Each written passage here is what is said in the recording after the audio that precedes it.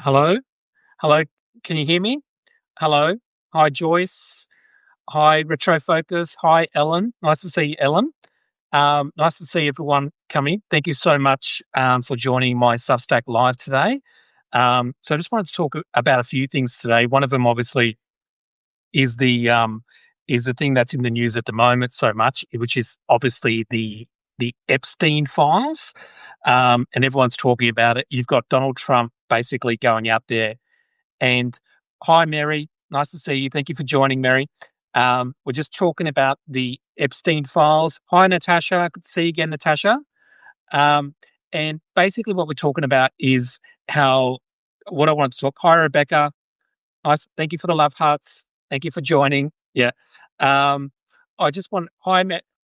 Thanks, Mary. Hi. How you going? Um, yeah, I just wanted to talk about the. Thank you for the love hearts. Oh, hi, Natasha. Good to see you again. Yeah, so I just wanted to talk about the Epstein files, and I don't know if you've ever read my newsletter, the Joe Thomas newsletter. I've often written about. Hi, Helen. Often written about Donald Trump's relationship to Epstein, and a couple of months ago, about 3 4 months ago, I wrote an article about how it's a very awkward thing for Trump to have a base that is so obsessed with the Epstein files because it's it. Hi T, thanks for joining T. Because Donald Trump at the moment is doing something really hilarious, which is he's trying to make it out like the Epstein files or the Epstein list. Hi Sarah, nice to see you, Sarah. Thank you for joining. Um, so Epstein's basically trying to gaslight. Hi T. Um, Basically trying to gaslight the base into believing that this is all concocted by the Democrats. Hi Earl. Um, and this is like insane because as someone who's followed the whole Epstein and, I've been on Twitter a lot over the years, so I know what the base thinks. And it's specifically the MAGA base who've always been obsessed with everything Epstein. And it's not just the MAGA base, it's Dan Bongino, right? When he has this massive podcast. He had a massive podcast. He doesn't have it anymore because now he's working for the Trump administration. Before the election, where all he talked about, hi Robert, all he talked about was basically the Epstein files and all these other stuff that like a lot of online stuff that a lot of people talk about. And he will often say that he would point the finger at the Democrats for not releasing the files, or that the reason they don't want to release the files is because there's all these Democrats in there. Maybe Bill Clinton might be in there, all that sort of stuff. And look, I have no idea if Bill Clinton's in there. He might be in there, and I don't care if Bill Clinton's in there and he's done something wrong. He's been like the file shows he's actually done something wrong. Well, you know what? He should be charged as well. So I don't care whether you're a Democrat or a Republican. But the hilarious thing is the Republicans, they became obsessed with the Epstein files because they fell for the conspiracy theory that everything in the Epstein files was going to be about Democrats. It was going to be about liberals, right? It was going to be about Tom Hanks, or some because eventually a lot of the stuff with Epstein is real, but some of it was made up. Like a lot of the stuff like came from QAnon, and that stuff was basically there was a pedophile ring, and it actually included the Pizzagate. Remember the Pizzagate thing where the guy shows up at the pizza shop in Washington DC, thinking there's a pedophile ring inside the Pizzagate. That was all bullshit. That wasn't true at all. So this all started with Alex Jones and all these online conspiracy people, and they connected that to the Epstein files, right? So there's always been a lot of bullshit around the Epstein stuff, but there's obviously some truth to it as well, right? He was obviously a creep. He was obviously a trafficker, and he was doing horrific things, right? But the only reason MAGA were obsessed with it, and that includes again Pam Bondi, right? Kash Patel. We're not just talking about people on Twitter, right? We're talking about people in high positions within the MAGA movement, including MAGA media. I used to live near the Pizzagate. Pizzagate really hurt their business. Yeah, Sarah, I, I agree. Yeah, and I remember the story of the owner of the pizza shop of the saying that he was just basically they were getting phone calls. So he's trying to run this pizza business, and he's getting phone calls going, "We know you're a pedophile. You have pedophiles." Now the whole story was that there was a basement inside the pizza shop where they were keeping like children, right? So this guy shows up with a gun. Someone who listens to a lot of Alex Jones, right? Shows up with a gun, says, "Show me the basement." The person working there says, "Well, we don't actually have a basement." So there's actually no basement inside the pizza shop, right? So again, a lot of these conspiracy stuff that you get online can turn into real life things that hurt people, right? There's always been a lot of bullshit around the Epstein things, and specifically when they try to politicize it and make it just about Democrats. Because the way I've always looked at it is, if Bill Clinton's in there, okay, I don't care whether whether they're Democrats or Republicans. Like, if they've done something wrong, they should be charged, right? And I think Democrats have always shown this, right? If you look at, like, I'm not saying Andrew Cuomo was in the same, he wasn't doing what they're doing, but when people accused Andrew Cuomo of doing something like, being a sex pest or whatever, a lot of liberals didn't stick up for him and go, "Oh, he's innocent. He shouldn't have been all right." You know who stuck up for him? People like Donald Trump. Trump stuck up for Andrew Cuomo, right? When Eric Adams gets done for corruption or whatever, we don't stick up for him. The liberal, New York Times didn't stick up. Liberal media didn't stick up for him. Who stuck up for Eric Adams? Donald Trump, right? So they're constantly sticking up for people. Either, the same thing with the Tate brothers, the Andrew Tate brothers, right? Donald Trump, right, allows Andrew Tate, because he wasn't allowed to leave the country. He gave him an exemption. His administration gave him an exemption to come and visit America. Again, the Tate brothers have been accused of sex trafficking, right? I mean, this is the craziness, right? You've got the MAGA movement, and I've always said this: nobody has less respect for the MAGA movement than Donald Trump. Nobody. It's impossible, and he's now starting to show it, right? He's now starting to show what a lot of people realize, like myself, that he hates his base. He has no respect for his base. And the fact that he's gaslighting his base at the moment by posting out that this is that the whole Epstein thing is a Democrat like hoax. It's like Russia, Russia, Russia, and he always tries to get that Russia, Russia, Russia thing in there, right? And he wants to connect those two things together, right? But where he can't. The thing with Russiagate or the Mueller report and all that is that his base wasn't thinking that the base was on his side, right? The base is not on his side when it comes to Epstein, because his base are the ones who started all this. This didn't come from the Democrats, right? The Democrats were not the ones obsessed with Epstein, right? The Democrats were not the one talking about, you got to release the files, and if you don't release the files, bang, bang, bang. No, he's alienated. Yeah, this is the only time, Sarah, that I have seen that the base, which is obviously a cult, fight back against Trump. Now, they didn't fight back against him when he had all these indictments against him, right? For trying to overthrow the election, because they believed the election was stolen too, right? They didn't fight back when he was saying that he wanted to invade Greenland. That was okay. Invading Greenland was okay. When he wanted to annex Canada, that was okay for the base. When he put tariffs on, and now we basically have inflation going up. Again, they don't care about that stuff, right? But Epstein is where they drew the line. It happened to be Epstein was the only thing. Now, I want to preface this also with saying that I believe most of these people who are criticizing Trump at the moment, right, about Epstein, will eventually come back to Trump. I absolutely believe that. I do believe that they're affected by this, but I believe in the end of the day, if Trump can continue, they will want to believe what Trump is telling them. And what Trump will try to do is he will try to connect this to a hoax that is a Democratic hoax. Now, they might not believe the whole story, but if he tells them over and over again that this was concocted by Democrats, there will be a percentage of them who are just going to go along with it. You have people like Charlie Kirk, who's like an online influencer, right? And basically, hi, Dr. Randy. And basically, he's basically was told, someone ranked, so Trump, whether it was Trump or someone in administration, ranked Charlie Kirk, right? Justin, prosecutor for Diddy and Epstein. Yeah, prosecutor. Wow, yeah. So fired.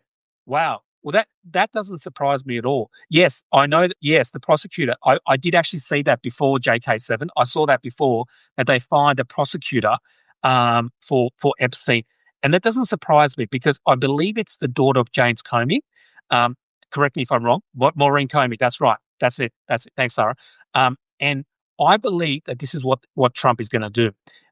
She will be connected because, of course, the base hates James Comey, right? They think he's part of the deep state. All this, even though James Comey, right, in 2016, before the just before 2 weeks before the election, Trump fired her. Yeah, um, just before the elections, basically brought out, reopened the Hillary Clinton emails, right, and she lost it. She went crazy. Like, how is that supposed to be somebody who's friends with the Clintons, right? So, or friends with the Democrats, who opens up the email thing 1 week before the election. So trying to make James Comey, he calls it, yeah. So trying to make James Comey part of the Democrat is just ridiculous. It doesn't make any sense at all. Why would someone like that do that, right? And if you're friends with Comey, if anything, Hillary Clinton hates Comey. In fact, when she wrote the book, all she talked about was how it affected her election. So again, but what's important to say is that the base believes that. The base believes that, the base believes that James Comey is part of the Democratic Party because he criticizes Trump, right? So the fact that his daughter was one of the prosecutors for Epstein might be a way for Trump, because this is what I believe is going to happen. Trump has to massage this, right? Because he knows this isn't like a lot of the other stuff. This is actually affecting it to some degree. And because Trump only won by a small percentage, and one of the big things that he won the last election was young men. And young men, this is a substitute prosecutor, Epstein and Maxwell. Yeah, young men are one of the groups that Trump picked up in big numbers compared to, and that was because Trump went on the Joe Rogan Experience and all these other podcasts, Theo Von and all these other people, right? And a lot of the young men watched that, and that's how he picked up so many of the big. Yeah. Now, a lot of these people, right? They weren't necessarily always conservatives. They might have, in fact, some of these people like Bernie Sanders years ago and things like that. So they're malleable. They could change, right? So they're not full on rusted on, Trump supporters. And a lot of these people are now moving away from Trump because of this, right? But there is a possibility that Trump could, because again, it is a cult, right? And even though we are seeing like a bit of a breakup, a bit of a civil war, I do wonder of this tactic of basically firing the daughter of James Comey being the fact that this is what I think the narrative is going to be. She is basically the Trump and his base and a lot of people around him are going to start saying that when she prosecuted because she prosecuted Epstein and Maxwell, she had access to all these files and she manipulated those files. And that's how he will connect the story between the Democrats created this hoax by putting stuff in the files, right? And then, of course, her connection will be she was one of the people who had close relationships with the Epsteins and Maxwell, and she could have put the stuff in there. I've already heard people on Twitter using this as an argument for why she was fired, because she was putting false information about Donald Trump and other people in there. So we'll see if they believe it. I am surprised at how much the MAGA movement is fighting back against this. But at the same time, the MAGA movement was never about policy to me. They were never about healthcare. They were never about infrastructure. They were never about jobs or the working class or anything like that. They were always about things like Epstein or things like that. It was always their big stuff. It was, very online stuff. It might have been, or even things like culture wars or on trans people in sport. That's the stuff that gets this particular base. Now, it's important to say, not everyone in the MAGA movement is what we're looking at the moment. There are never is right. Yeah, the people up the top, like there's a different demographic to the MAGA movement. That's the older people. And they're the people who watch Fox News. People who watch Fox News are generally over the age of 75. Conspiracy is an anti-establishment. That's right, Sarah. That's what. Yeah. But the people watching Fox News who are Trump supporters, they're probably not as into this the Epstein world as much as the younger, specifically young men who are obsessed with this sort of stuff. So again, I don't think the one of the issues is a lot of people. I am. Thanks for joining. One of the issues is a lot of people on the left are now saying, "Well, we're going to get these young people back to the Democrats," right?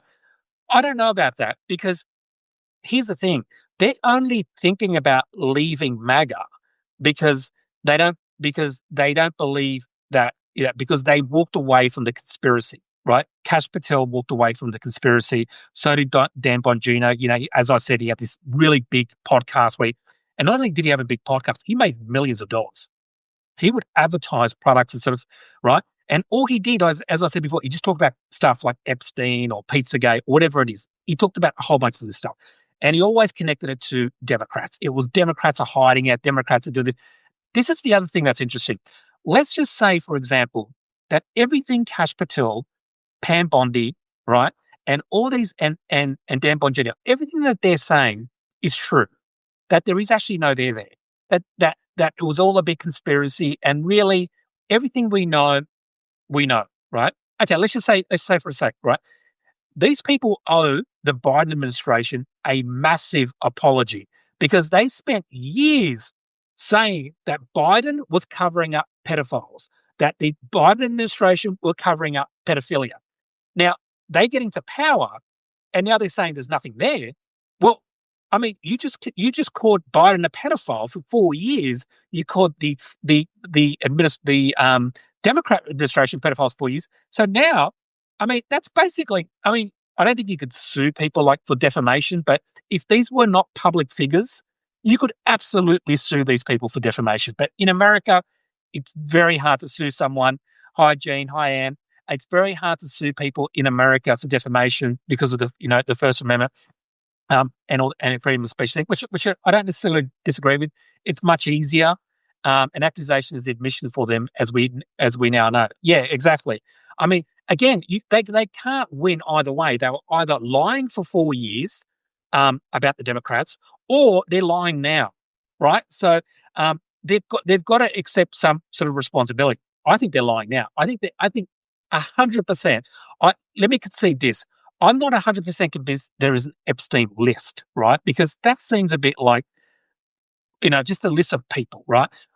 There is definitely an Epstein files. They need an exit ramp. Yeah, exactly. There's definitely Epstein files, and there's no doubt about it that Trump is in there. 100%. They had this close relationship for years. They knew each other. Trump said he was a terrific guy. They knew each other for 15 years. This was back in 2000. He basically said, he sure does like women on the younger side, so he already knew, you know what I mean? So the idea that somehow Trump is not in this list is just ridiculous, right? And if he's in the list, well, we need to find out, right? And if Bill Clinton's in the list, well, great, let's find out about him as well. Whoever's in there, doesn't matter. And I think that's a good thing for Democrats. It's a good argument to make that we don't care who's in there, whether you're a Democrat, Republican, Libertarian, whatever. Let's just put it out there and see what happens, right? Because the Republicans or the MAGA movement only want to know. They only want to know if Democrats are in that files. That's all they care about. And as soon as Donald Trump, right? As soon as Donald Trump, I mean, how is it possible that they thought that Donald Trump had nothing at all to do, hi Suzanne, had nothing to do with the Epstein files is just insane to me. You know what I mean? It must have been, for Donald Trump, it must have been really hard for him to get this base, right, that adores him, right? That when he, that time when he said Dumpty used to be a Democrat until he ran for office. Yeah. He basically, this guy, right, who's curated this base, right, who's very obsessed with everything online. He's got a base that believes in a lot of conspiracies, that believes in everything, right? So he got this particular base, right? But one of the problems when he curated that base is that he basically also got a base that was obsessed with Epstein, and that's always been very awkward for Donald Trump, right? Because he loves all the other stuff, right? he loves to, he used to repost QAnon stuff, right? He used to like repost stuff about the Proud Boys and things like that. He would repost things like, that someone killed somebody or something like that. Or, remember with Ted Cruz, he basically said that Ted Cruz's dad was involved in the JFK assassination. Like he would just go like he would just say the world, whether he believed it or not, I don't know, but he would just retweet worse like QAnon stuff, right? And so he built this base of people that he liked, right? It wasn't like he was out there going, you know, I'm not into conspiracies, I'm not into this and that. He encouraged it, right? When Paul Pelosi, right, Nancy Pelosi's husband was beaten like by basically a Trump supporter who fell for the lie that the election was stolen and blamed Nancy Pelosi for January 6th, right? This is the person who bashed up Paul Pelosi in his home with a hammer, right? That person was watching Mike Lindell films, right? Mike Lindell videos, the pillow guy, all about the election being stolen. So he went from Canada all the way down to San Francisco, right? And the conspiracy was that he was in this gay relationship with Paul Pelosi, right? Now, there's absolutely no evidence to that at all. In fact, they didn't know each other. Now, when it went to court, right, basically it came out that this guy, they basically had, this guy had basically been sending Facebook posts about, he's been doing Facebook posts about Nancy Pelosi threatening her a year earlier. So he'd been threatening Nancy Pelosi on Facebook for about a year, right? So are we supposed to believe that it was just a coincidence that the guy is sending Facebook posts threatening Nancy Pelosi over January 6th, and it just happened to be a coincidence that he was also in a gay homosexual relationship with her husband, and the whole thing was just a coincidence. So he showed up basically to get Nancy Pelosi, right? And then he's like, Paul, oh my God, you're here. You're Nancy Pelosi's husband? Oh my God. Like, this is the insanity of this movement, right? But to this day, right, sounds like a soap opera. He's flat, he's alive and on his New Island. Yeah. So, it is like a soap opera, and they love this stuff. And of course, now when Paul Pelosi was being beaten up, Elon Musk had just purchased Twitter, and basically he posted out to hundreds of millions of people that there's a possibility that this is a gay relationship gone wrong, right? That's what he actually posted. So this is the owner of Twitter with hundreds of millions of dollars posting out, hundreds of millions of followers posting out a conspiracy about Paul Pelosi while he's still in hospital, right? Now, remember when Donald Trump, the assassination attempt on Donald Trump, right?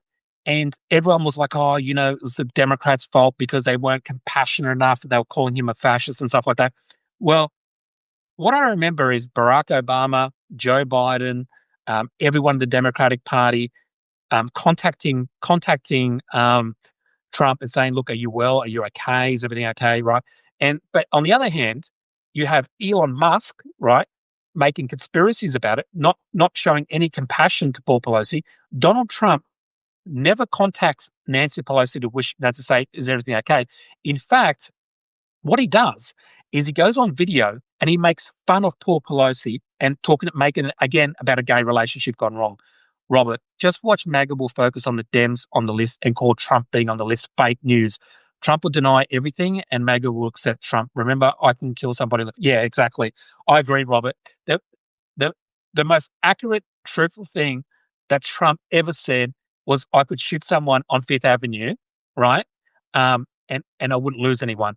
And even though it was hyperbolic, he said this in 2016. He knew he was building a cult. He knew, because this is right at the start of he knew he was building a cult, right? And I think, and that's the thing, like, and I do believe a lot of people will go back. I think a lot of people will go back to him, right? And I think because even though they don't agree with what he's doing with the Epstein list, there's enough there. If he continues to push that this is a Democrat thing, right? And if they just focus on people on the Democrat side, then he might actually get away with this to some degree, because the amount of people that he would lose Because at the end of the day, they're not going to think about the MAGA base.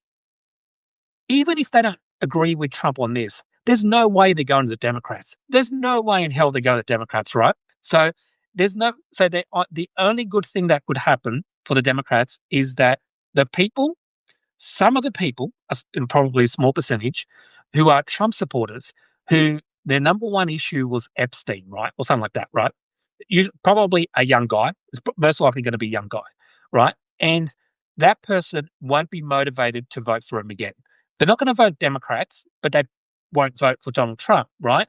Because young people voting at the last election was higher than usual, and that's because Trump got out people that don't usually vote, and young people in general don't vote as much as older people, right? That's generally been the thing in America, especially because you don't have compulsory elections like we do in Australia. In Australia, you have to vote. I mean, you're not going to go to jail, but you get a fine. It's not a big deal, but still, we have a culture where everybody votes, whether you're 18 or 100, right? In America, you don't have to vote, so young people generally not going to vote as much, right? Unless they're more political.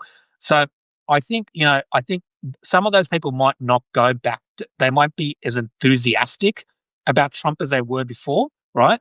Because there was a lot of people online, young guys, especially, and in that podcast manosphere world, where the Epstein thing was a massive thing to them. It was like, it's hard to overstate what a big thing it was, right?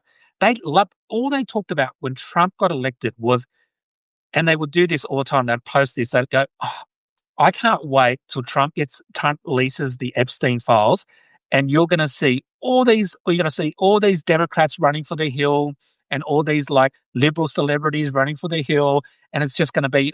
They were like salivating about this. They thought that this was going to be the end of the Democratic Party, right?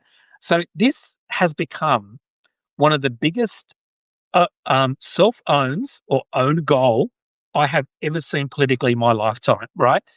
Basically, it's this Epstein thing was not created because it's real, but was pushed and made partisan and made a partisan thing, like it was just about one side of politics, the Democrats, by the MAGA movement, right? They're the ones obsessed by it, right? They were the ones who can't stop talking about it. Yet in the end, they got themselves. It's basic. It's yeah. Don't vote. Yeah. So at the end, it was like one of the biggest self-owns I've ever seen. That's why they are so mad now. Yeah, exactly. But the thing is that Trump. The only way Trump feels he can get out of this, like I think his first, like Trump does have generally good instincts when it comes to his base. I think generally but I do also think he obviously hates. I've always thought nobody hates their base, right? More than nobody hates the Trump base more than Trump himself. They don't respect them at all. Like they don't respect them. Like last night he posted, I don't know what your time it was, but last night he basically posted that that it's a scam, a Democrat scam. He called them weakling and stupid today. Yeah, and he called them like weakling and stupid. Basically, and he said, my past. So he put in capitals past. So they're no longer. So he's basically saying that the people who are obsessed with Epstein, right, are no longer part of his base. Now, it's going to be interesting, right? Now, on Twitter, because I was on Twitter, past supporters, yeah. It's interesting because even though he's doing this and saying this, now, with any other political party, it would be over. Right? It would be like if Democrats said that about their base, like a core part of their base, and said that, it would be over, right? But because it's the Trump cult, I'm fascinated to see how this sort of evolves because he basically there's nowhere for them to go, right? They can't go to the Democrats, so in a sense they'll be politically homeless if they leave the MAGA cult. Most of them probably don't consider themselves establishment Republicans, like Liz Cheney and things like that. So they don't want to go back there. What is interesting is talking about establishment Republicans is that last year during the Republican primaries, Nikki Haley was really the only person who looked like she was never going to win, but had any chance at all, right? During the primaries, and she was basically Trump and the MAGA base basically said, no, Nikki Haley is too establishment. She's too part of the deep state. Maybe Elon's new party. True. Yeah, true. But and basically said, oh look, Nikki Haley's too establishment, so we can't have her in there. What's interesting is that Nikki Haley a couple of days ago tweeted out, right, that they should release the Epstein files, right? So Nikki Haley, the establishment, the one that's always been called the establishment candidate, wants the Epstein files to be released. And Donald Trump, the anti-establishment candidate, who apparently was going to come in and destroy the deep state, he doesn't want the Epstein files. I think it's just a bit ironic that that Nikki Haley is basically now acting as a anti-establishment, anti-deep state candidate for wanting to release the files, and just shows what a fraud the whole Trump being anti-establishment, anti-deep state is, right? He's never been anti-establishment. He wants the establishment for himself. He wants an establishment that doesn't try to curtail his, corruption, that sort of thing. So he wanted to name, she was never MAGA. Yeah, that's right. Yeah. She was never part of MAGA. But the fact that she's asking to release the files, to me, is hilarious, because it just encapsulates to their audience, to the MAGA audience, that here you have what they consider the most establishment person, Nikki Haley, right, is out there doing what the MAGA base wanted them to do last year, which was release the files. So they didn't vote for her because she was too establishment, but she's the one who wants to release the files. And the guy they voted for doesn't want to release the files. It's like it's turned around. So I think, whether the MAGA will see this hypocrisy, or I don't know. I mean, I think they might see a little bit of it, but I don't know if they can see a lot of it. Someone mentioned before Elon Musk as a third party. That's an interesting thing. I don't think third parties generally win anywhere. In Australia, for example, because she's not in them. Yeah, it's easy. Look, it's easy for Nikki Haley to say that because she's not part of that group. But I did think it was. I do think I do think it was a hilarious thing for her to do, and I'm sure that when she was like sending that post out, part of it was to be like, yeah, okay. So Trump, you called me the anti-establishment one, but here I am wanting the files to be released, right? And the guy you voted for, because this was done on Twitter. Twitter has a lot of Trump supporters on there.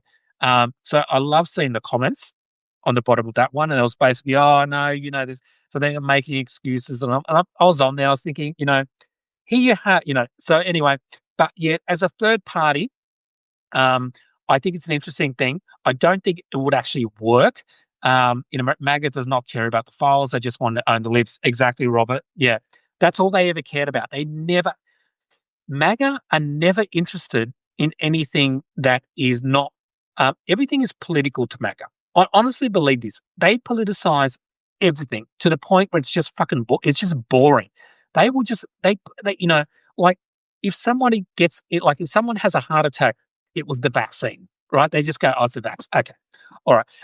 If even though the vaccines were created under Donald Trump, and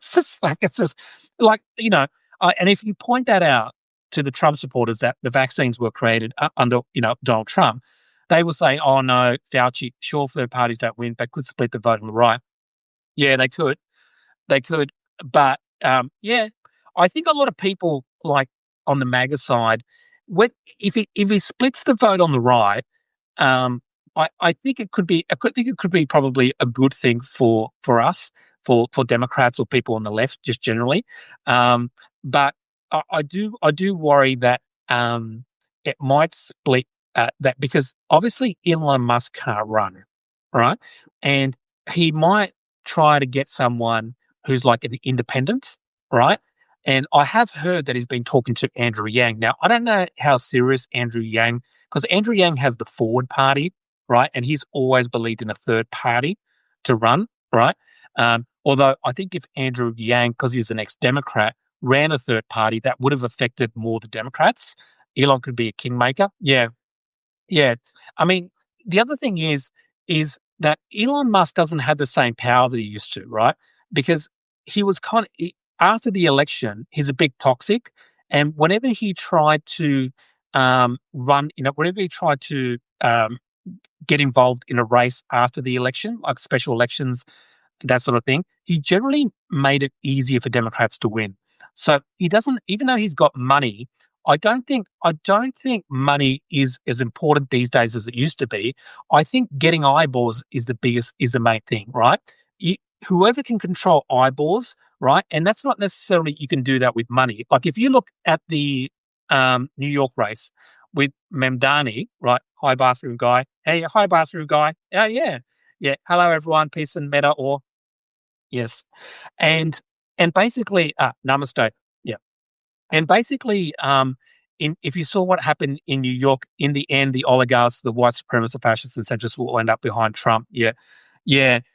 I think so. I think so too. And I think I think in New York, if you look at what New York, I'm finding it fascinating with Mamdani and Andrew Cuomo, who's now basically, and I don't just think mainly as a New York thing, but just in general about where the Democratic Party and independents lie. Um, and I'm finding it interesting that a lot of the criticism about Mamdani, right, is like not even real criticism, right? Because he's a democratic socialist, right? So I consider myself a social democrat, right? So it is a little bit different, but I think in the sense of even if you don't like his policies, right? Let's just say you don't think his policies work, right? Why would you try to demonize him as a person, right? And say, oh, he's a socialist, he's he's stupid, whatever, bang, bang, bang. Because all you're doing, if you're a Democrat and you're doing this to another Democrat, is you're splitting the party, right? And you're also showing the fact that you're a small tent. The Democrats cannot win, right? The Democrats cannot win as a small tent. They can't win with just progressives and they can't win with just centrists or moderates. It has to have both to win because you have the electoral college vote. And the electoral college vote means it comes down to states which are not super progressive or they're not super conservative. A lot of the states like Pennsylvania and stuff are slightly conservative, but they're also very working class in terms of, so they're working class in terms of the economy, but in terms of culturally, they're a little bit more conservative in those areas. So what Mamdani did well is that he got a lot of young people out to vote who don't usually vote, right? And here's another demographic thing that's happening at the moment all around the world. In most Western countries, there is an aging population, right? Where there's more older people than the young people, but the older people are now starting to pass away, right? These are the people who voted for Andrew Cuomo for years and things like that. They're passing away. And the younger generations that couldn't vote before, the Gen Z generation, are just now being able to vote, right? And these people are on things like TikTok and social media and all that sort of stuff. And that's how Mamdani basically won this. He didn't win it with money. He got some money. It's not like he didn't get any money, but he won it because he was able to use social media better than Andrew Cuomo or the other people, right? And if the Democrats keep running like it's Barack Obama days when it was on mostly on TV, a little bit of social media and stuff like that, they're going to continue to lose. And it's not like anybody could have just done what Mamdani does, right? You have to have someone who's got, as the kids say, riz, right? You have to have some charisma, right, to be able to do this, right? You can't just put a generic Democrat in there, right? Dean Phillips, right, who's considered like the generic Democrat, right? Criticize Mamdani, but there's no way Dean Phillips could have the charisma and he talked the younger generation's language. Yeah, he did. And he did. He talked their language. He knew how to connect with it, and he did something that a lot of Democrats and Republicans haven't been done. He listened. When you looked at his TikTok videos, it wasn't him telling them, right, what needs to happen. He wasn't telling them, hey, you need this is what I'm going to do for you. This is what I'm going to do. He asked them questions. He said, what's the biggest problem you've got at the moment? How's rents? Trying to buy a home if you're young. He asked them things about cost of living, right? That was his main focus. But he asked them, he's listened. It was very effective. Yeah. Yeah. And that's the thing, Sarah. Like he listened and he knew how to get eyeballs. And a lot of his videos, right? A lot of his videos went viral. And the interesting thing about videos when they go viral is they break the seal of people who are in an algorithm for they're not political. So if you on TikTok or whatever, and your algorithm and you're basically only liking or watching videos that are to do with dancing or funny stuff, not political, right? You won't see a lot of political stuff, right? Because your algorithms won't give you that. However, if something goes viral, it breaks the seal. And that what I mean by it breaks the seal of the algorithm, which means you are now being seen by people who don't generally like political stuff, right? And that's the hardest audience to get these days. It is very, very hard to get people who no longer watch news at 6 o'clock at night, at 7 o'clock at night, who are reading the same page. Everyone is watching different things. People are not. People are not interested in news as much as they used to be. People are living in echo chambers, and so what viral videos like what Mandami did is it got to people who usually wouldn't care about politics, and they saw him, right? Because it went viral, and they looked at him. Maybe he looked young, he's attractive, he's well spoken. Um, he's talking about cost of living, and that sort of thing is what would have got him a lot of attention. Now you can't just buy that with money, right? You can't just give Andrew Cuomo hundreds of millions of dollars or Dean Phillips hundreds of millions of dollars, and then suddenly they're going to go viral on TikTok. That's not how it works. Otherwise it would, people like Bill Ackman or Bloomberg or all these people with a lot of money, they'd be going viral, but they don't go viral on there because they can't go viral on there. We need to get the old centrist Dems out of the way. The progressives actually know how to speak to Gen Z, majority of the electorate. That's true, Robert. He's the opposite of Kumo, the establishment candidate. Yeah, he is. This is such an interesting thing for me, right?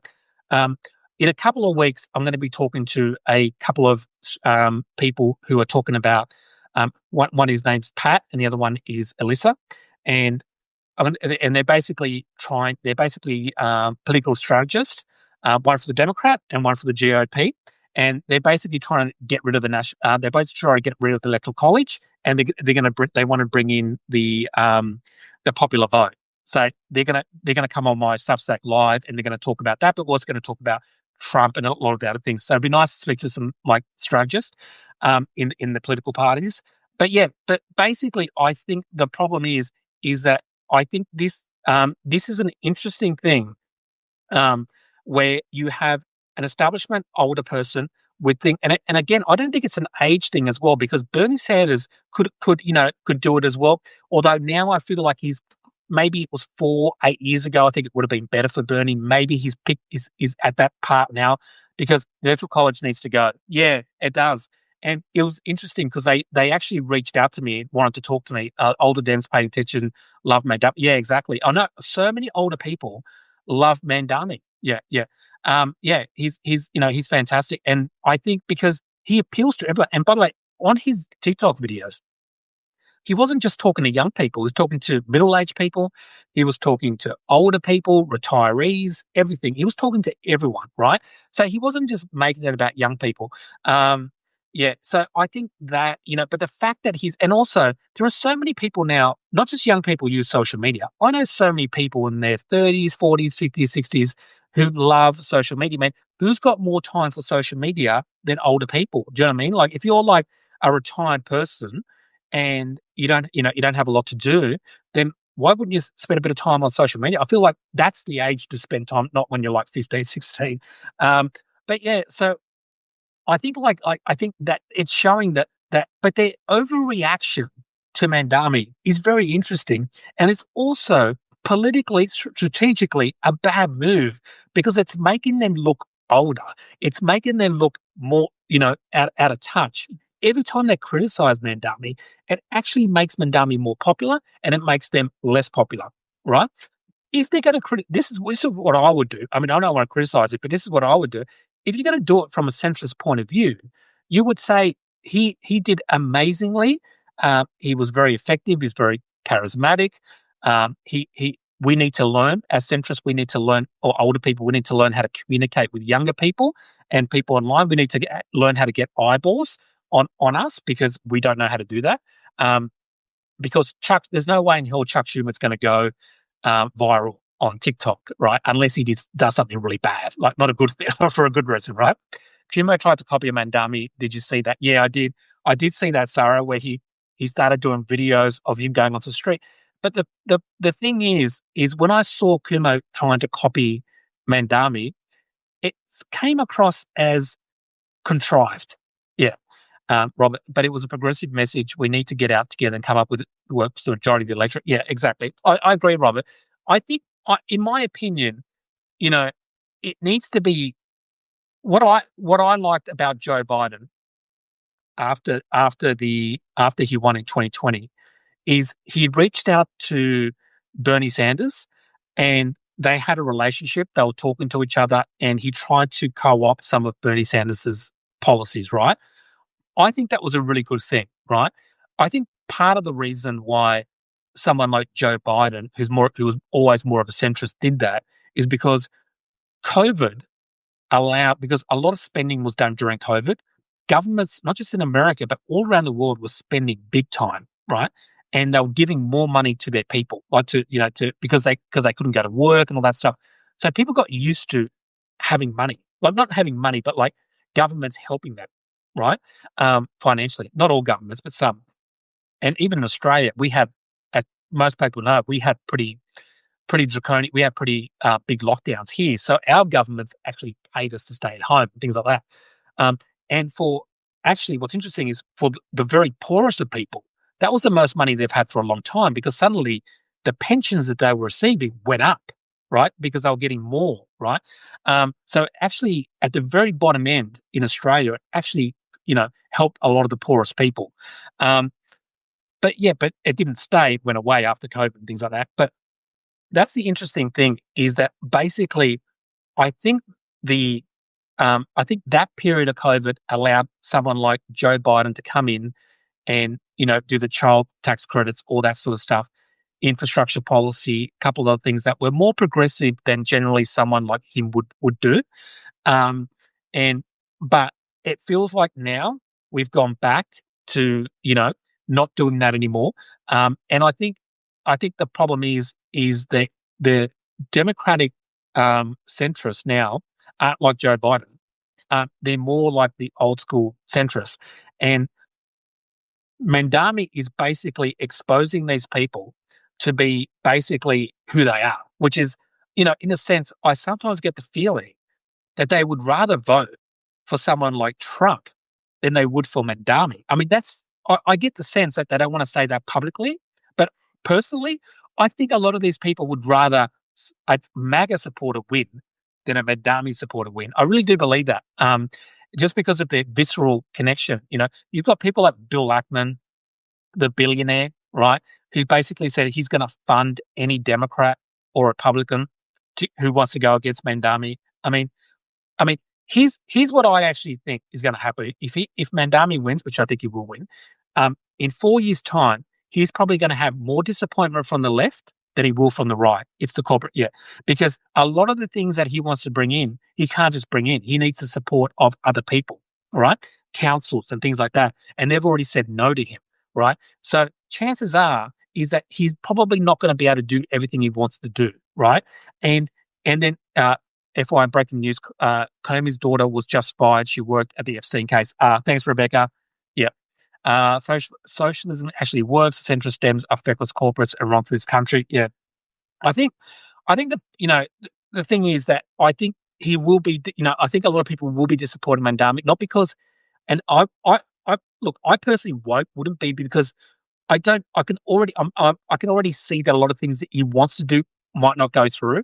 And then at the end of it, and I think the people on the right will be like, well, yeah, but, they're criticizing. He can't just come in and create socialism. That's just not how it works in New York. It's not how it works. Like, he can't just come in and do whatever he wants, right? So there's probably going to be people on the left go, oh, I didn't actually get what I wanted to. And that's because he can't have control of all those things, right? So, this massive overreach from centrist conservatives, he might be reaching too far. Yeah. But the thing is that think about one of his policies, the grocery shops, right? Now, that has been tried around the world and generally doesn't always work. But What he did say is, I'm going to do a pilot in about 4 or 5 different boroughs in New York. If it works, I'm going to extend it, right? If it doesn't work, well, why would I keep it going if it makes it worse? And no one, Andrew Cuomo, nobody on the right ever talks about that. The fact that he's being pragmatic. He's basically saying, I want to trial this. And if it works, I'm going to expand it. If it doesn't, this is the type of thing that a centrist or a pragmatist in the Democratic Party would be going, okay, because that's not a crazy thing to say. Like, he's trying it with a couple of places, right? Doesn't work. I'm not going to do it. So we all should be centrist. Tried that. We got Trump. Yeah. I don't think we should be centrist. I don't think we should be centrist at all. I just think that we need to, I think the left, we can get more things done if we work a little bit with the centre left, like progressives working with the centre left. I think centrists centrists don't have as much power as they think they do. And the reason I don't think they have as much power as I think they do is because a lot of the centrists are generally older people in the Democratic Party. They're people like Andrew Cuomo and things like that. And they're going to lose power as time goes by. I really do. I really think they're going to, and people like AOC are going to get more power. They haven't got that at the moment, but I do feel it will come through because the younger people know how to do messaging and they don't. The only thing that I think that that progressives should do is they should try to look like they're working with the other Democrats, right? Because if you're just a progressive who's just constantly criticizing centre-left people in the party, I don't think that's going to work either because you need both to go together, right? You can still criticize the centre-left. I like the way Mandami says things, right? He says, I want to work with everybody. I want to work with businesses. I want to work with all these people and stuff like that, right? And Big Ten approach, yeah. I do think you need the Big Ten approach. The Big Ten approach doesn't mean that you concede to the centrists. It just means that people who are looking, right, at this argument, right, who are maybe progressive, maybe centre-left, maybe they don't quite know where they sit, right? And if they're seeing centrists just criticising people like Mandami, who's not saying crazy stuff at all, right? He's not saying crazy things at all. And he's very pragmatic. As I said, he says, we'll try this. Doesn't work. We won't do it. I mean, that's like pretty pragmatic thing to say. And so I just think that eventually over time that people on the left will start to look better to the people watching as being more open to policies and different ideas, because at the end of the day, Democrats cannot win, right, by just being against Trump or being against MAGA. Because if Trump doesn't run at the next election, most likely it's going to be whoever he endorses, right? So it'll be like a surrogate of Trump, and he'll probably show up at all the rallies and all that, and he'll probably, I think it's already happening with AOC, for example. Yeah. See, AOC is an interesting example because she was like friendly with Joe Biden. She was friendly with centrists and stuff like that. She's very friendly with the whole thing, right? But at the same time, she calls them out when they don't do the right, she doesn't feel they do the right thing, right? Because she knows that by themselves progressives can't win, right? Also, you have to deal with the Electoral College, right? It's just a reality. The Electoral College exists. If they get rid of it, that would be great. But if they don't, you have to deal with Pennsylvania, Wisconsin, Michigan. In places like that, they might not look at progressives, right, the same way as if they say vote affordability, they have a shot. Look at the crowd. Yeah, it is all about affordability and it's about cost of living, right? And one of the things that if all you do is talk about how bad Trump is, which obviously is really bad. I'm not talking about now. I'm talking about when you get to the next election, right, or whoever replaces him. You can't win, right? You have to tell people, because a lot of people aren't paying attention to politics, right? So I want to give you an example that I give all the time. I've said this 100 times. Last year at the elections, during the elections, what are the odds we can get rid of Electoral College? Well, the people that I'm talking to, Rebecca, I don't know if you were here before, I'm talking to a couple of people in a couple of weeks, and they're trying to get rid of it. One's a Democratic strategist, and the other one's at GOP, and they've joined together, and they're basically trying to get rid of the Electoral College. So, yeah, they think there's a good chance. In their opinion, they think there's a good chance. In my opinion, I think Trump winning the popular vote probably helps the electoral college, getting rid of the electoral college, because in the past, what GOP people would say is, well, Democrats have been winning the popular vote since the 80s. I think Ronald Reagan was the last time, besides when Donald Trump won, right? And so therefore it's not fair. And it's also not fair because, people, and, it would all be about blue states and not red states. But with Trump winning the popular vote, that gives it a bit more about, that makes it more viable, I think, because a lot of people, because now you can say, well, hey, Trump won the popular vote. So, you know, so anyway, I'm not sure, and I don't know enough about it, but it'll be interesting to have a conversation with them in a couple of weeks. But yes, so basically at the last election, we saw Trump basically in court every day. This is before the election, it was indictments, the documents case, all this stuff. He was showing up in court all the time. And then polling would come out, and his polling was slightly going up, right? And basically what it said was, this is when, for me, alarm bells were ringing, right? People were not listening. A lot of people were not watching politics like we do. They weren't watching every day. And people were angry at him. And I understand why people were angry at other Americans, because they're like, what are you doing? You're voting for this monster. But they didn't see that. They weren't watching what we were watching. They were watching TikTok videos of people dancing, or the latest streaming service, or they were too busy working with kids, young children, maybe doing two jobs, right? And when they have free time, they want escapism. They don't want to think about politics. And they only got politics on the peripherals. A little bit here and there. A viral video that goes, a video that goes viral on TikTok that breaks the seal, right? That sort of stuff, right? That's the thing. And when we saw things like the documents case, right? For me, that's the perfect example. Joe Biden takes documents, they go home, right? He did that as well. But what he did differently is, when Joe Biden found out he had documents, right, he gave them back. Donald Trump also took documents. When he found out he had documents, or he probably already knew, he tried to hide them. So he was trying to stop the archives from finding out. He lied, he obstructed. That was the crime, right? The crime was obstruction, not that he took the documents. So they're two different stories. But if you're an average American who's not paying attention to the details of everyday politics like we are, all they know is both sides did it. Biden did it, Trump did it. They're not looking at the details of the differences, right? And that's the problem. That was the problem. They just saw politicians as all the same. They're all bad. They're all, none of them are good, right? And if that's the impression that people are getting, that they're all the same, then they're going to vote for economics, right? Cost of living. My rent's too expensive. I'm a young person. I'm married. I've got a child, whatever it is. We can't afford to buy a home, right? Grocery shopping is going up, right? Yeah, exactly.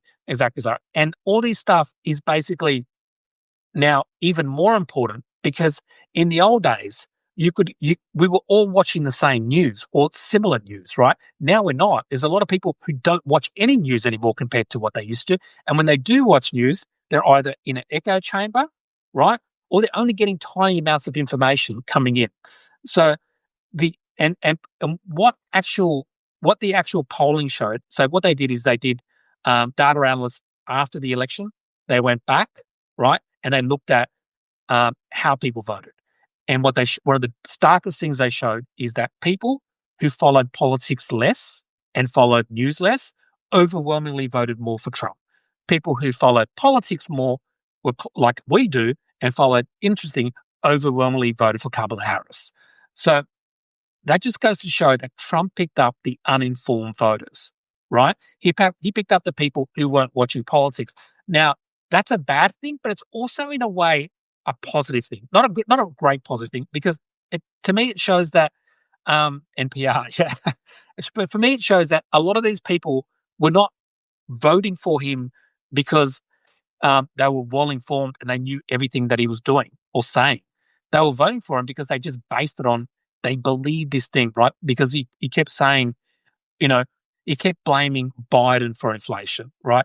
The other thing to remember is this overarching thing that was happening in 2024, where all around the world, incumbent governments were getting kicked out. Yeah, vibes. That's right. They were getting kicked. It's all about, I agree. It's all about the vibes these days. And and they're getting kicked out. It doesn't matter whether you're left wing, right wing.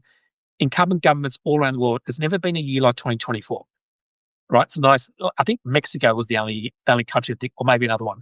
But so, and what was happening is that people were blaming the incumbent government on inflation, right? They were getting the blame for inflation. Hi, Paolo. Nice to see you again. And they were getting the blame for inflation, right? And that's because, and this makes sense when you look at it, because all Western countries, if you want to see what's happening in America, I believe, and I think as an Australian, when I look at America, I don't just look at America. I look at Australia, and I look at Europe. I look at other Western countries, and there's usually a trend. When something happens in one country, one Western country, it's usually a trend.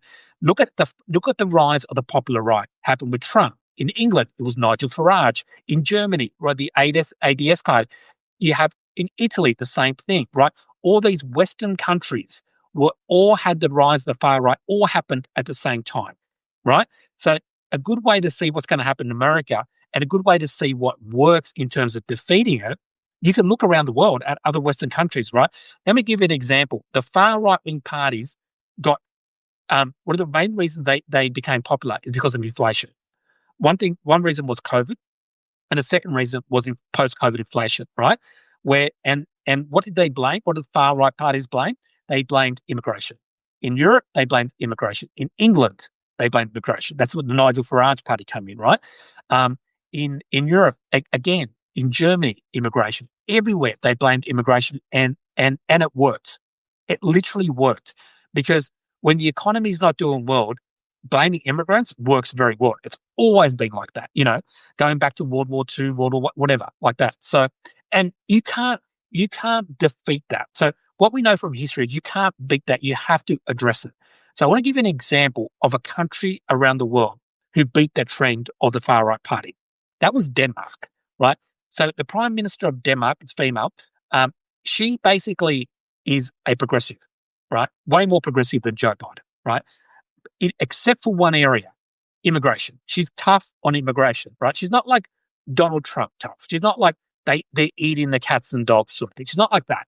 But what she does is she addresses the issue. She says, we have to control who comes into the country, and we have to control, we have to make sure that we bring the population with us, because if we don't bring the population with us and they believe in what we're doing, right, they're not going to want to pay more taxes, because in Denmark, people pay more taxes than they do in America, right?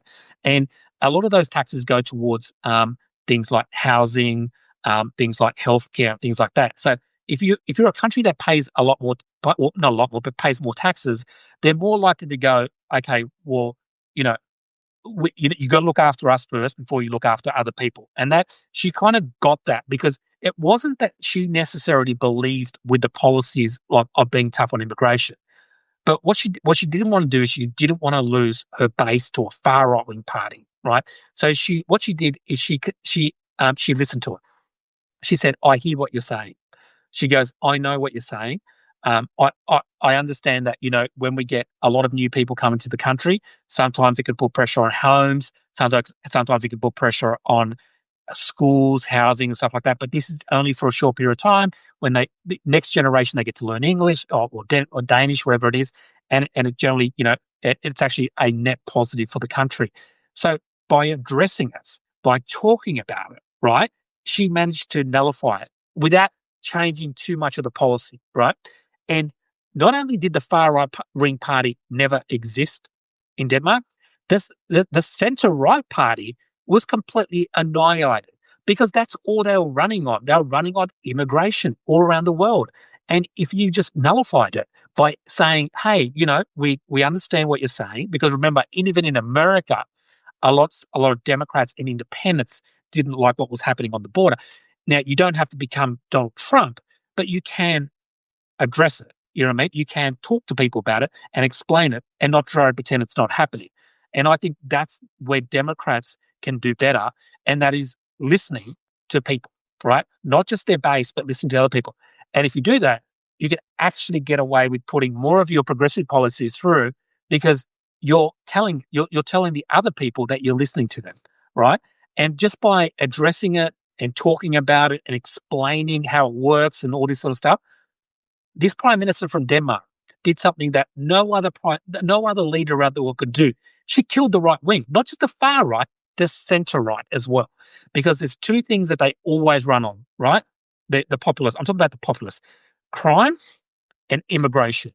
If you take those things away, crime and immigration away from the right wing, they literally can't. It's very hard for them to win because they can't win on healthcare, right?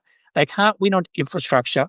They can't win on all these things that people live, right? Because Democrats always poll better on healthcare. They always poll better on infrastructure. They always poll better with working class. Where they poll worse is immigration and crime, right? So, and it doesn't necessarily, I'm not saying you have to take their policies. I'm saying you just address their policies. You talk to the people about their concerns. Look at crime. Some of the biggest areas where people are concerned about crime is working class areas, right?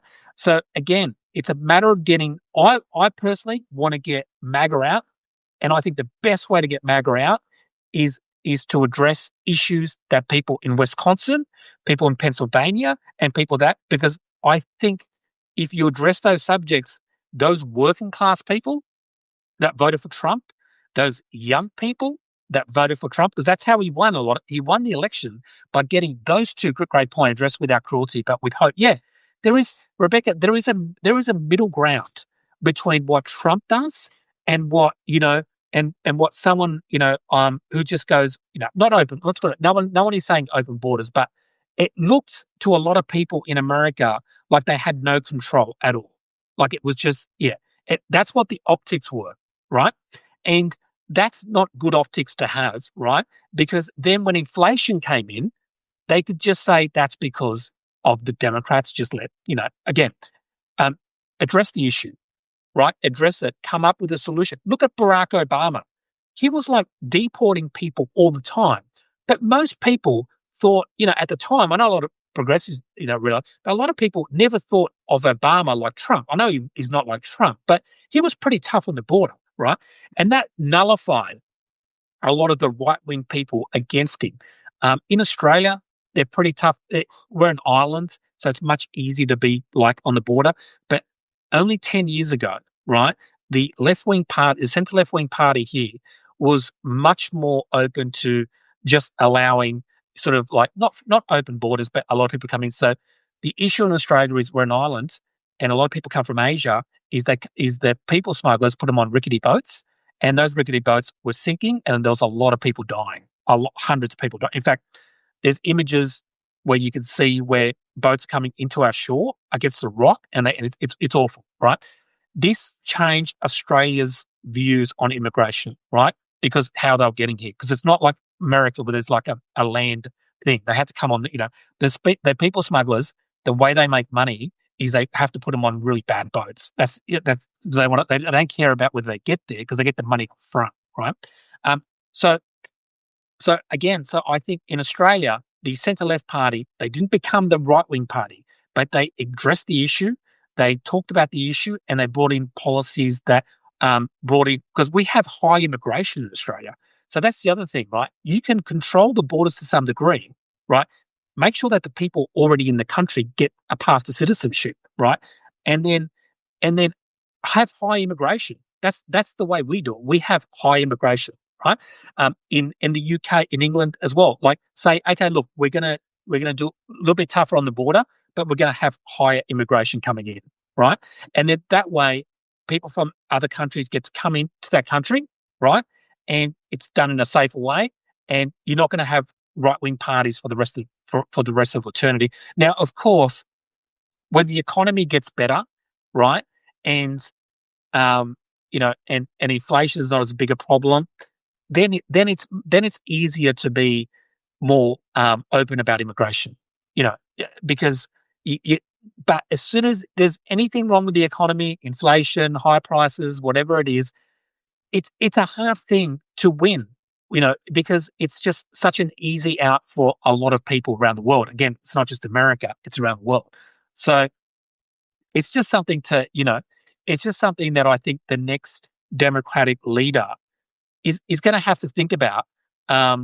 to try to find that middle ground when it comes to crime and immigration. Yeah.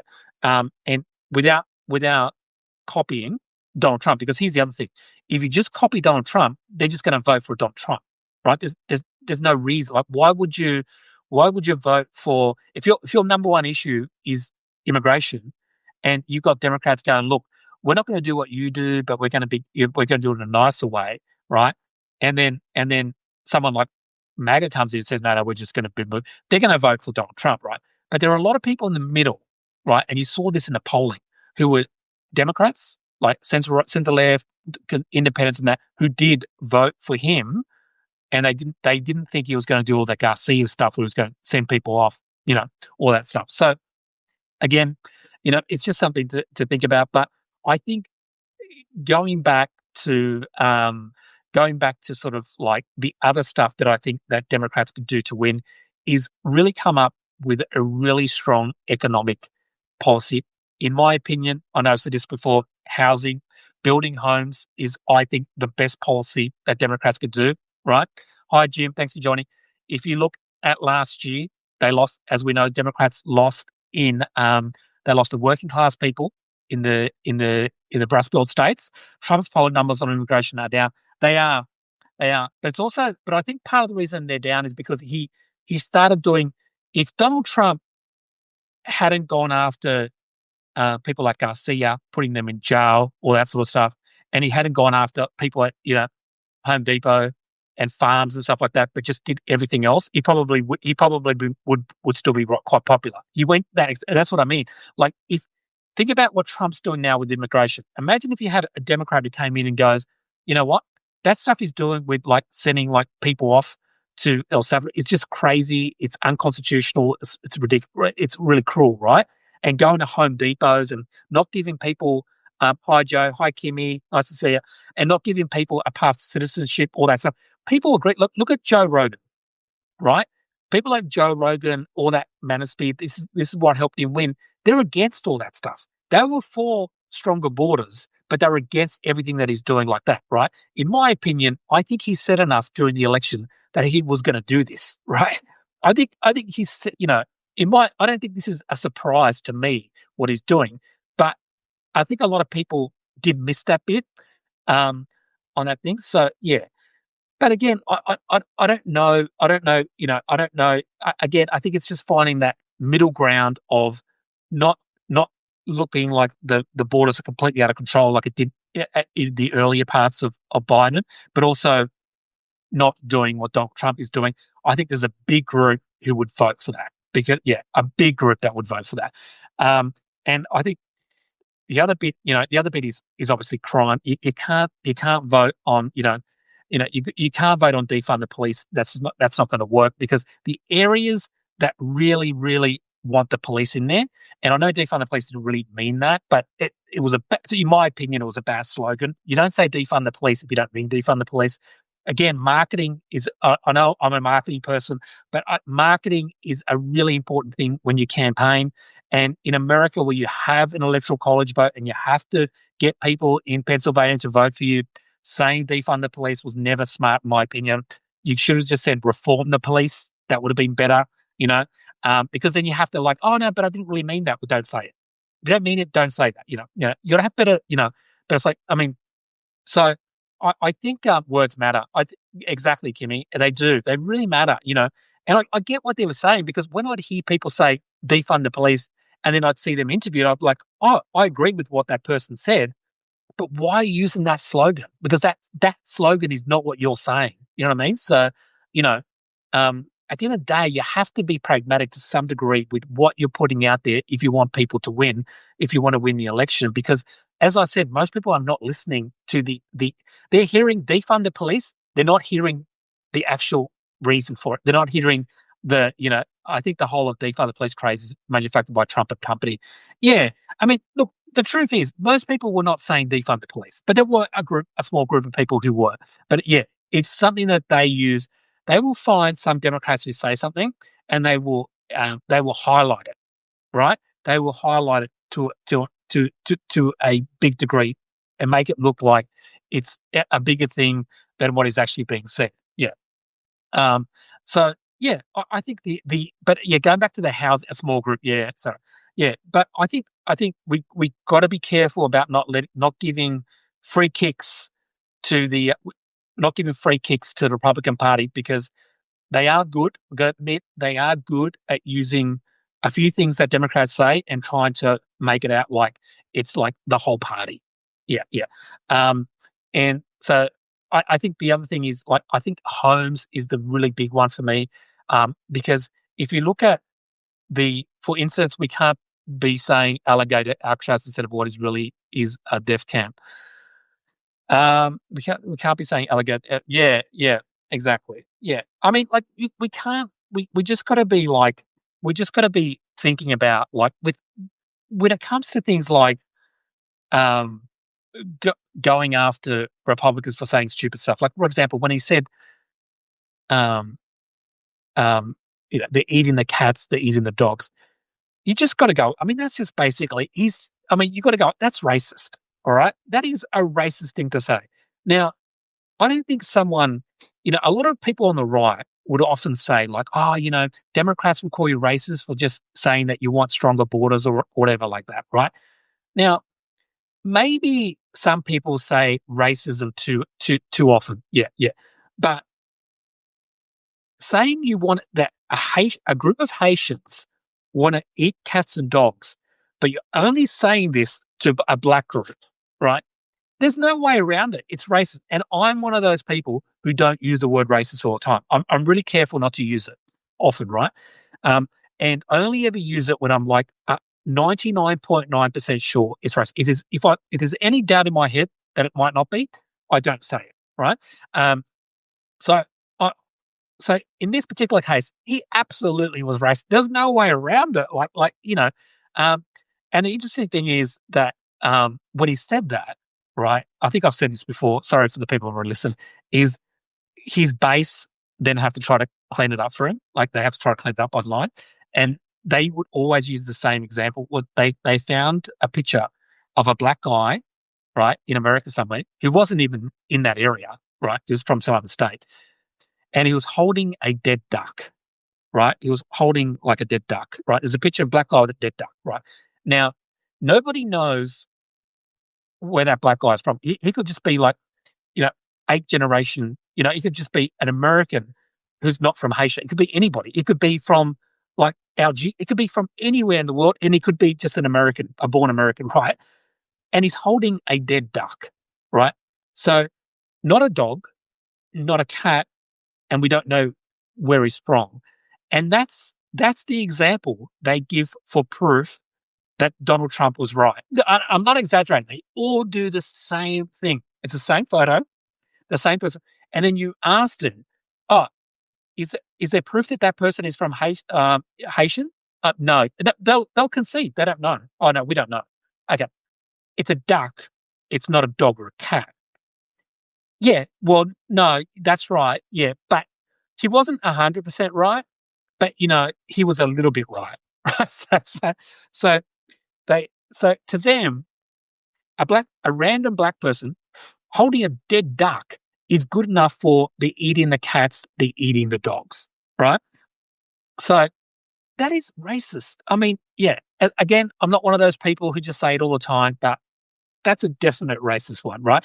Um, so I think, but again, Democrats can't win by calling MAGA Republicans racist. We can do it here. I don't think it's a good strategy. And two other, yeah, we could do it here, but I don't think it's a good strategy for the Democratic Party when they're running for elections to do it. Yeah. In fact, they should ignore the culture wars. They should ignore culture wars. They should ignore anything to do with trans people and like that. Hi, everyone. Hi, Kimmy. They should ignore all that stuff, right? They can talk about it from time, but, that they're accepting of it and stuff like that, but it has to be about economics, right? Because that's the bit that actually wins you elections anywhere in the world, right? And so the reason I think Holmes is a really good one is because if you look at where they lost in the states in the working class areas in Pennsylvania, and they lost young people, right? Who builds homes, right? Working class people build homes. plumbers, electricians, builders sign on the White House lawn. They're eating the checks and the balances. That's right, sir. um, and so all these people, all these builders are basically they're building homes. They're building homes. So what a great way to get the working class people back into the Democratic Party by saying we're building homes. Who wants to buy a home? Well, a lot of people, everyone wants to buy a home. There's old people want to buy homes, but a lot of young people can't buy a home because they can't afford it, right? So you get young people back. So you get working class people back by building the homes. You get young people back who want to buy the homes. More homes, the rents go down, or they don't go up as much, right? So renters are now, so you've now got the working class people back who build the homes. You've got young people want to move in back. You're getting it just ticks so many boxes, right? And so many people who talk about problems is homes, right? And I'm talking about affordable homes. I'm not talking about the really big, expensive homes, right? There's a lot of those, right? But I really do think a big campaign like that that's focused on that, because I think these days, if you talk about too many issues, right? If you talk about homes, healthcare, this, and I'm not saying it should just be homes. You should talk about other issues, but you should have like a signature issue, one particular issue, and then you talk about healthcare. You have a healthcare policy, keeping drugs down, all that stuff. But your homes is your big one, right? And the homes one is to get you elected, right? And then you have all these other ones which you talk about, but they're the ones that going to affect other people as well. So I think when you've got a group of American audiences, and not just in America, around the world, who aren't paying attention, you want to make it really affordable. Housing is a big need throughout the country. Yeah, and it is for most Western countries. I think China's the only country, because they oversupplied homes, is one of the only homes in the world. So I think that's a good way to get working class people back into the Democratic Party, young people back into the Democratic Party. And then, of course, what's going to happen is Republicans are going to try to use the culture wars, because that's all they can find on. They will use immigration, crime, and culture wars. That's where they feel their strength is, right? So don't give them places to win, right?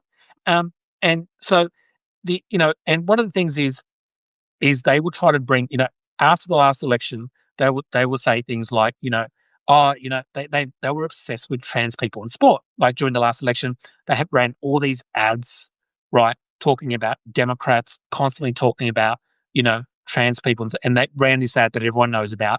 They are for them, but we are for you, right? That's a big Republican Party.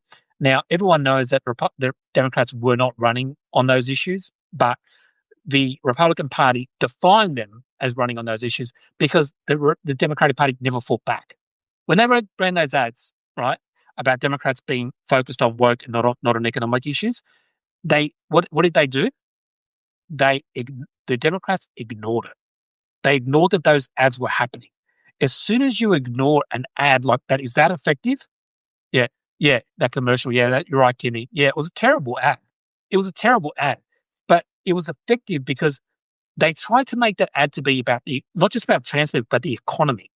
They basically made it out to say that Democrats are so focused on woke issues that they're not focused on you economically, your daily life, right? They did ignore it. They did.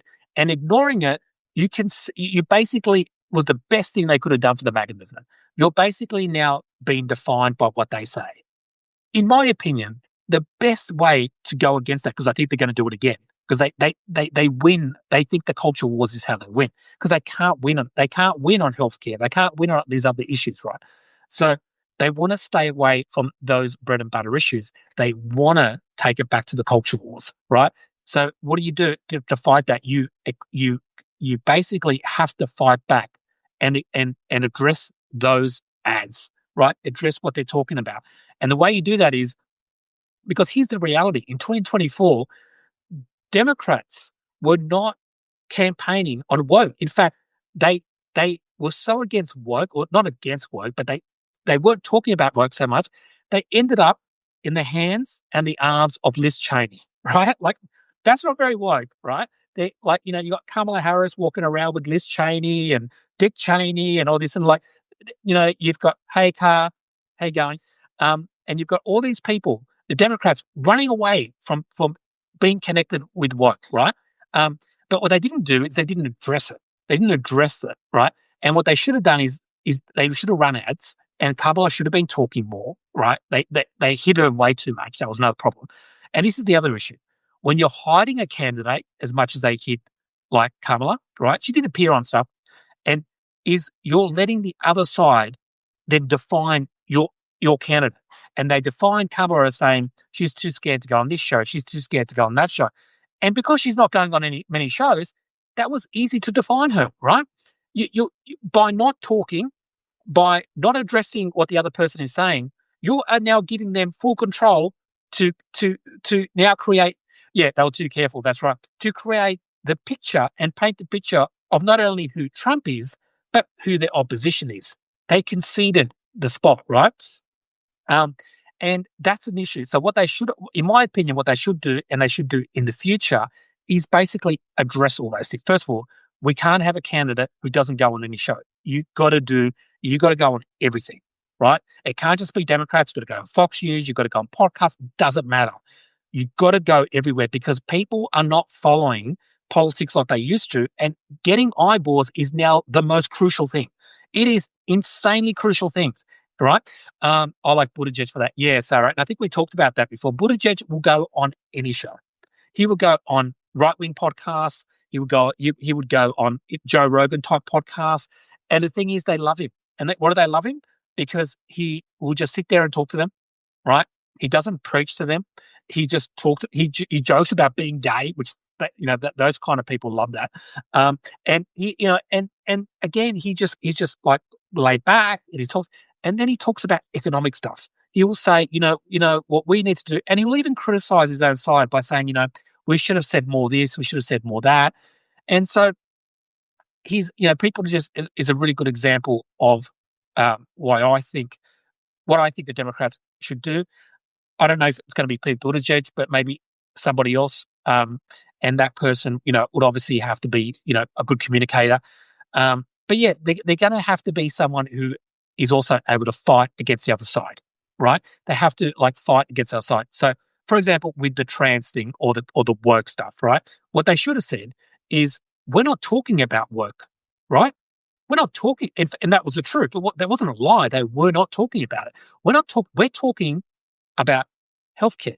We're talking about, homes. We're talking about, Donald Trump, being an authoritarian, right? We're not talking about woke, right? And that would have been a good way to turn it on, because that was the reality. And then you basically make it's in fact MAGA who are hyper-focused on woke. And it's MAGA who only want to talk about woke and not policies, right? You need to flip on it, because that was the actual truth. The actual truth was MAGA couldn't stop talking about woke. Their number one ad was the trans ad. That was their biggest ad, right? They spent the most money, right? So who's focused on it? The Democrats spent zero talking about woke. What a great ad, right? They can't allow the other side to define them. Exactly. And they are allowed. If you don't talk, if you have a candidate who's not allowed to speak, you're going to get defined. If the other person's telling you that you're too woke, you're going to get defined. If they're saying you're only interested in woke, but you're not interested in their home prices or whatever, you're going to be defined by the other side, right? Again, it needs a great communicator. We had Joe Biden. He couldn't really communicate properly. I think, and then we had Kamala, who I think was a great communicator, but wasn't allowed to communicate. The best thing I saw Kamala Harris do was when she debated Donald Trump. And I'm like, oh my God. So before she debated Donald Trump, it was all about Kamala's just like Joe Biden. They can't put words together, whatever. And then the debate happened and she dog-walked him. And I'm not saying this as a Democrat or a left-wing person. It was, Joe Biden lost that. The debate before then was horrible. So I'm not going to try to gaslight you to believe that it was a good. Joe Biden did a really bad debate, right? So, but Kamala Harris did a really good debate. She dog-walked him for that debate. And when she basically manipulated him by bringing up, crowd sizes. Remember, she brought out crowd sizes. He lost it. She's got that smirk on her face. She's like, yeah. She basically manipulated him. She basically, dog-walked him for that campaign. And the other thing that I thought was interesting about that debate was a lot of people would say on the right, they'd say, who do you want to deal with Vladimir, who do you want to deal with Russia, with Putin, right? Or Xi Jinping? do you want someone like Kamala or do you want someone like Trump? After that debate, I think the Democrats had a really good argument to say, well, wait a second. She basically manipulated Trump into losing his mind over crowd sizes, right? She did it on purpose, right? It was a purpose thing.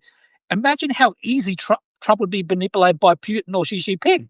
I mean, that's a perfect example of turning it around on their argument, right? But they didn't do that, right? They didn't push that. And again, and then after that, they stopped. They made her be careful again because you know what? They said she did really well. I heard this. I heard the strategists from the Democrats. I heard the consultants, right? What they said afterwards, right? They basically thought that her debate was so good that they were worried that if she did something else, it would take off, and it didn't work out. It would take away from her debate. It's such a bad way to think about it. If she does do bad, if she does do bad, if you know what the thing is, then she'll make a campaign asking the question about showing a debate clip. Yeah, exactly, Sarah. The thing is, if you do think about Trump, right? Trump says crazy stuff all the time, every day, but you can't pin him down a lot of it because he's saying it all the time, right? But the thing is, if you hide someone like you did Kamala, and then she has a good debate, and then they hide her for 2 weeks, and then she does something else, and it's not great. They're going to highlight on the one that didn't do great. But if she's doing it every day, the ones that don't do well, they just get pushed into the background because now she's doing another one. Now she's doing another one. You know what I mean? But by just making it about 1 or 2 or 3 or 4, everyone's going to just fixate on those couple of ones, right? Put her out everywhere, and then people ignore 90% of what she says because, it's like, what are you talking about? She was on this show, she was on that show. Yeah. It's just, I don't know who the Democratic strategists are.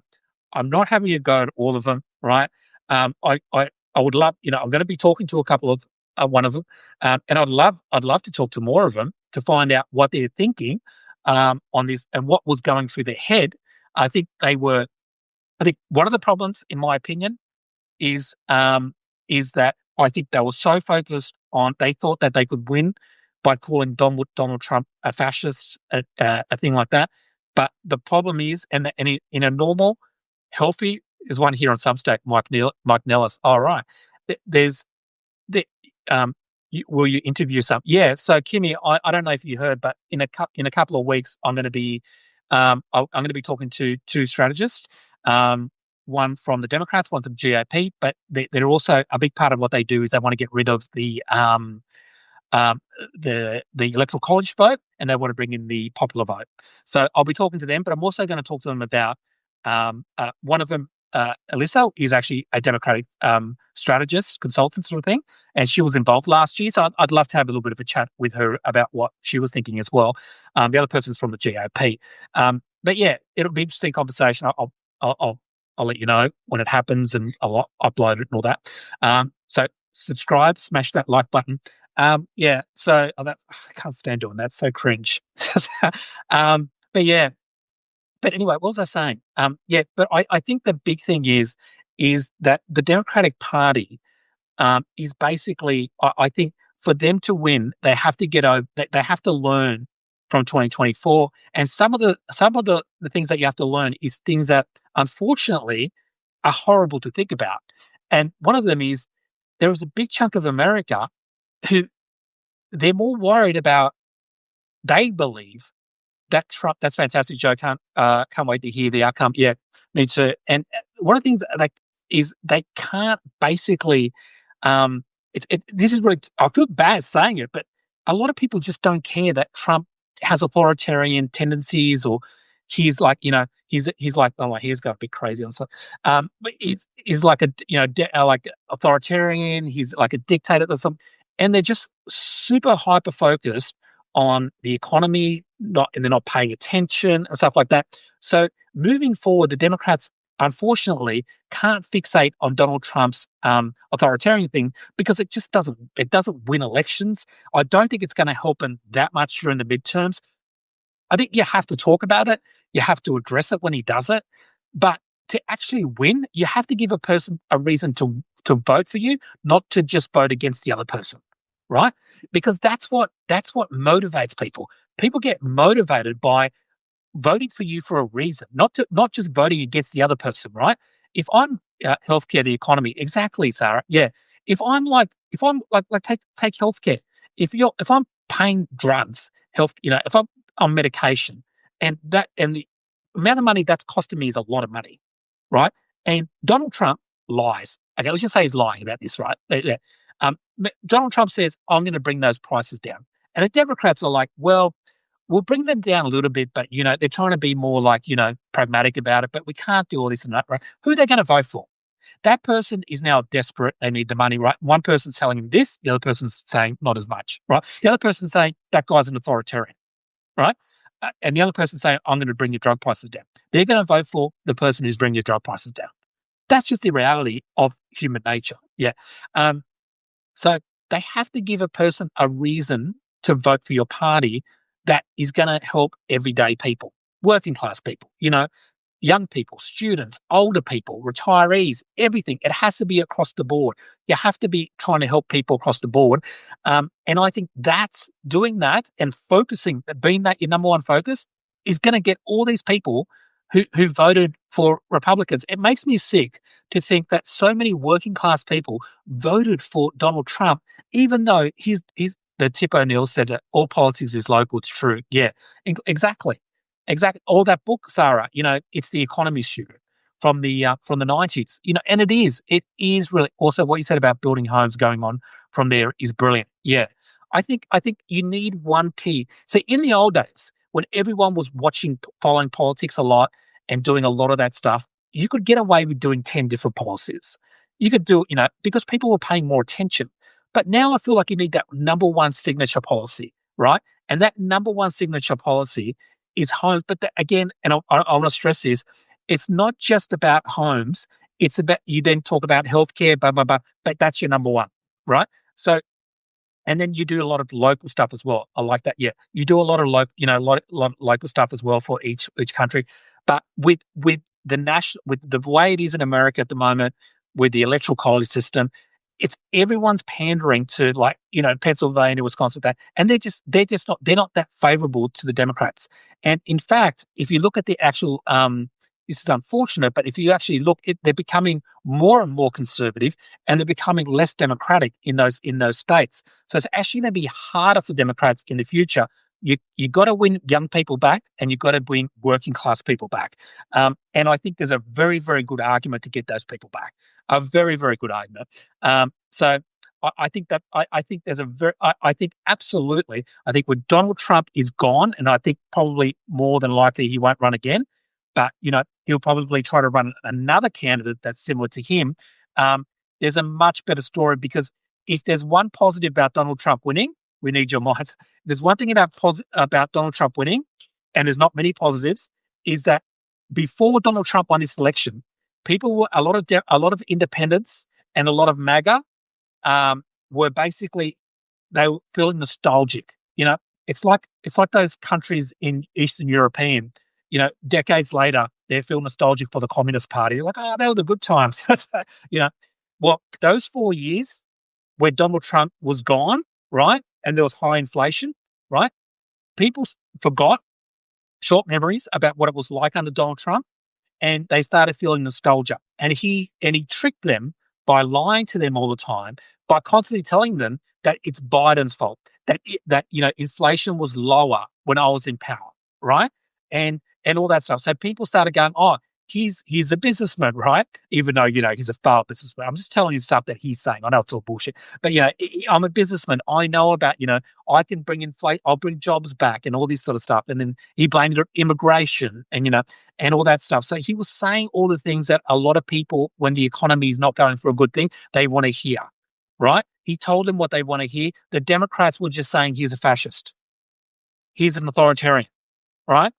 Okay. So there's a part of the population who won't vote for him because of that, but there's a big part of the population who will go, okay, well, I think they're all bad. I think Joe Biden's bad. I think they're all bad. So I'm going to vote for the guys telling me what I want to hear. Good point. Nostalgia works also because they're not well informed. Yeah. So Trump winning is killed that nostalgia, right? That it's killed it, because now we see Trump in action. Inflation is up. He bombed Iran, right? the wars did not finish in 24 hours, right? Everything he said that he lied about during the election, had he lost, there might have still been that percentage of base who thought, you know what, he wish he could have come in and did all these fantastic things, and then the Democrats who won probably would have got blamed for anything bad that happened, right? And so that nostalgia would have stayed there. Him winning again, I don't want him to win. The good thing is that sense of nostalgia or the sense of he's like this like a cult follower is now gone. Yeah. So the best thing that could have happened to kill the MAGA base was him winning. I know it's ironic. I know, and I'm not saying it should have happened, but we're already seeing it with the Epstein files, right? The wars are not finishing. He's bombing Iran. Inflation's going up, right? Everything he said was not going to happen is happening. Plus, MAGA refuses to believe what is the truth. It's a cult. Yeah. Yeah. But the thing is that the people who got Trump elected were not all cult members. Not everybody who voted for Trump was part of the cult. The base was. There were many people who voted for him who just voted for him, who don't follow politics and voted for him on economics. So those people can easily come back to Democrats if they do the right messaging. I don't think you're going to get much of the base, but I do think you'll get some of the base coming back. But yeah, we'll see. I just don't know, right? But if I'm not thinking that Democrats should try to fight for the base. I don't think don't do that. There's also a book called The Cult of Trump. Yeah, I don't think you go for independents. Right, you go for the working class people. You go for the people who are not paying attention to politics. You go for the people who are not voting. Right, the people who voted for the first time for Trump last time. People who voted for Joe Biden then voted for Trump. You get those people. Those are the swing voters. You can bring those people back in Pennsylvania, Wisconsin. Right, especially now that they're seeing how that everything that Trump said it's not going to plan. It's not working out. So the bubble has been burst for a lot of the independents and the swing voters. So I think that's the only positive I think I can take of it, that this Trump winning probably has to some degree diminished his cult-like following, especially among other independence type people. So, but we'll see. Anyway, I've got to go, guys. I've really, really enjoyed this. I had so much fun doing it this time. I'll do it again. I'll try to do another one in a couple of days' time. I've got that interview with a couple of strategists about the poll, about the getting rid of the electoral college vote. I'll let you know when that happens. I think that could be interesting. Thanks, Sarah. Thanks, Kimmy. Thanks, Car. Thanks, Rebecca. Thank you all. I hope you all have a super good day, and I'll talk to you soon. And I'll upload the video. Don't forget to subscribe. See you, Kimmy. See you, T. See you later. Bye-bye. See you, Car.